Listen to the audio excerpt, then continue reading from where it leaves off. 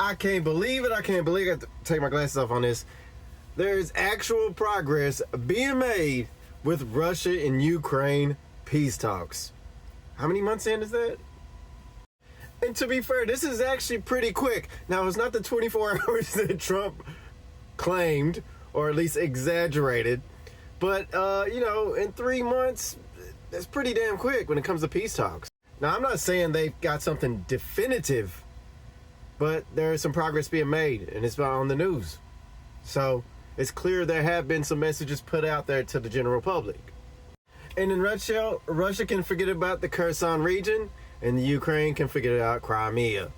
The proposal is Ukraine will be controlling the Dnipro River, and Russia's still standing their ground on saying we do not. I wouldn't say standing their ground. I say not changing their mind on NATO not being a part of the peacekeeping force. However, that doesn't exclude everybody else. So the reality, what's probably going to happen is other countries that are not NATO countries will be policing the border. There's more than one way to skin a cat, right? Now, this is by no means complete, but we'll just have to see in the next 3 hours.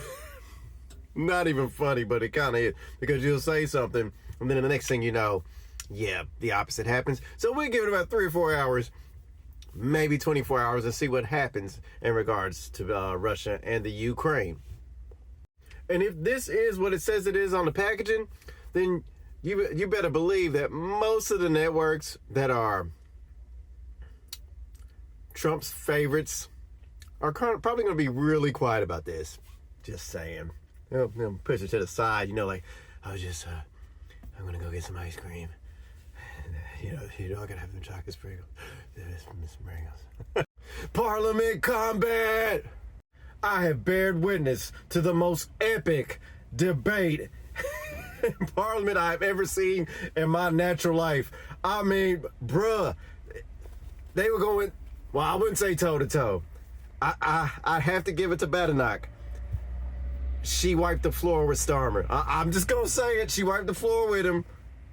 I seen another side of her, because before it's just been real boring with her. She's like,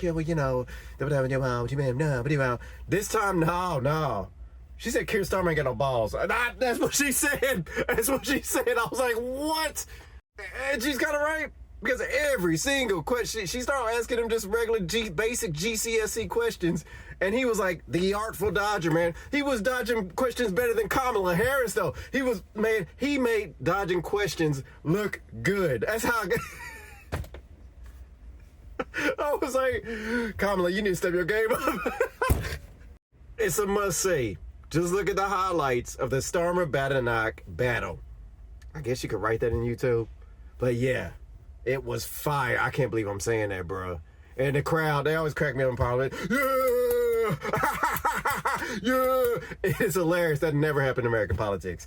It was awesome. You got to check it out. And if you're planning to go to Istanbul, you might want to think twice about it. They have just been hit with a 6.2 magnitude earthquake, bro. And then like 3 or 4 aftershocks after. I think that's what they call. But yeah. One thing I learned about the city, though, is 16 million people live there. It's absolutely massive, bro. That's huge, bro. That's huge. I didn't even know it was an earthquake-prone region. But yeah, people were running, fleeing the streets or whatever. You know what I'm saying? I would too, bro. Earthquake? Ain't much you could do about it, really. Just get under a desk, I guess. I wonder what the rats did. Did they all scatter? The rodents? Sorry.